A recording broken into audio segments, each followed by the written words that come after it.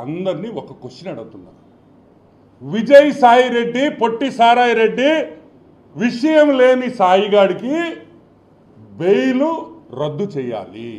ఎందుకంటే విజయసాయి రెడ్డి బెయిల్లో ఉన్నాడు, అవునా కదా? ఈ రోజుకి బెయిలే కదా. ఒక బెయిల్లో ఉండే వ్యక్తి ఒక ప్రెస్ మీట్ పెట్టి డైరెక్ట్గా న్యూస్ ఛానల్స్ని, అదేవిధంగా మహాటీవీ వంశీ గారిని డైరెక్ట్ అటాక్ కొట్టాడు. రాధాకృష్ణ గారిని మీ అంతు చూస్తానన్నాడు. అంటే ఈ బెయిల్ కండిషన్లు ఇది చేసినట్టే కదా. బెయిల్ కండిషన్స్ వ్యతిరేకంగా మాట్లాడిన విజయసాయి రెడ్డి వెంటనే బెయిల్ తొలగించాలి, బెయిల్ క్యాన్సిల్ చేయాలి, బొక్కలో దొయ్యాలి. ఎందుకంటే బయట ఉంటే జనాల్ని భయపెడుతున్నాడు. భయపెట్టేది ఎవరిని? Fourth pillar.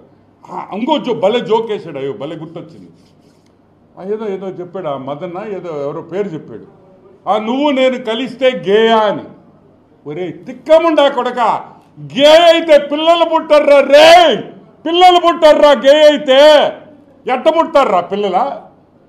దానికి పక్కన వాళ్ళంతా నవ్వడం, అదొక జోకు, వీళ్ళందరూ నవ్వడం. గే అంట గే.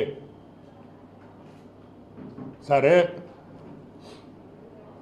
బెయిల్ని డైరెక్ట్గా ప్రెస్ ఛానల్స్ని బెదిరించిన విజయసాయి రెడ్డి, బెయిల్ మీద ఉన్న విజయసాయి రెడ్డిని వెంటనే సిబిఐ వాళ్ళు బెయిల్ క్యాన్సిల్ చేయమని కోర్టులో వేస్తే మేము స్వాగతిస్తాం దాన్ని.